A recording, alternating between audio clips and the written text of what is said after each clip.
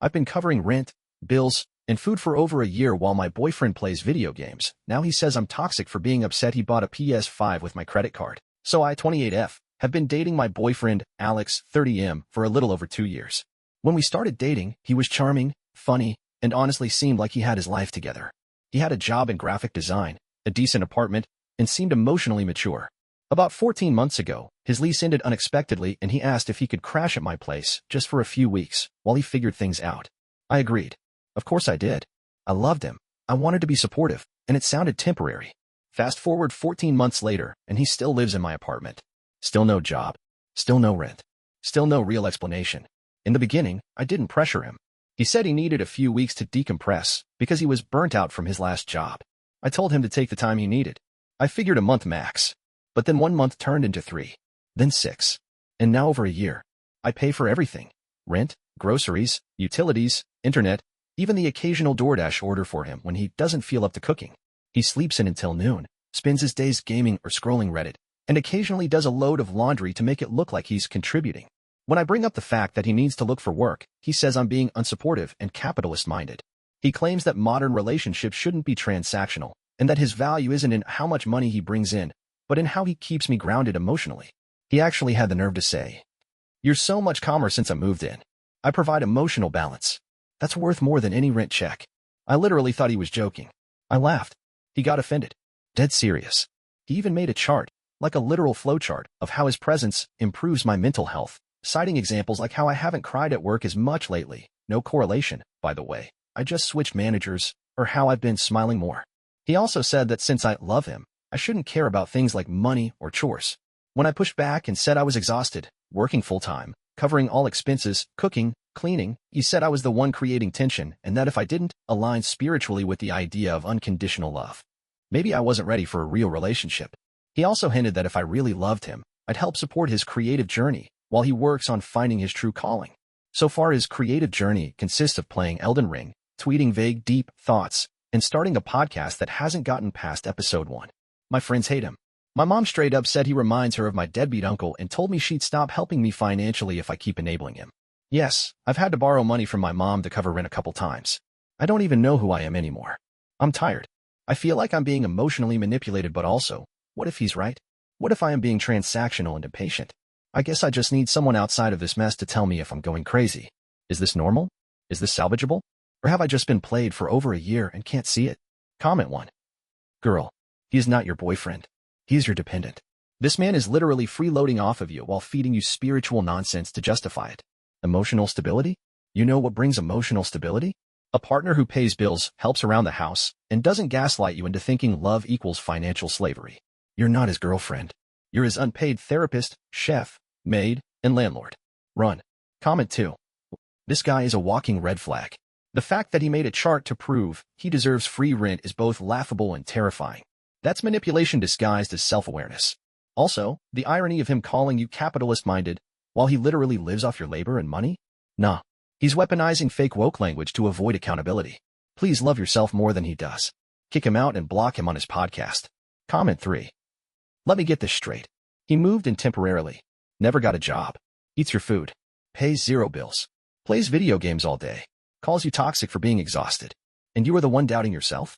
Honey, this is textbook manipulation.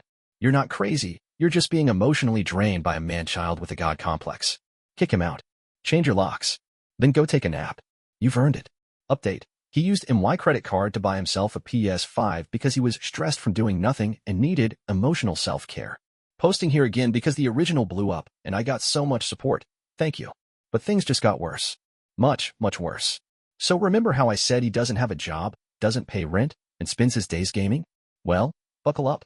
2 days ago, I got a notification from my credit card company about a $587 charge at Best Buy. I thought it was fraud. I never shop there. I froze the card and called immediately. They told me the transaction went through in-store. I asked Alex if he knew anything about it. He shrugged and said, "Oh yeah, I meant to tell you. I got a PS5. Mine was getting slow, and I needed better graphics. Yours was the only card that worked."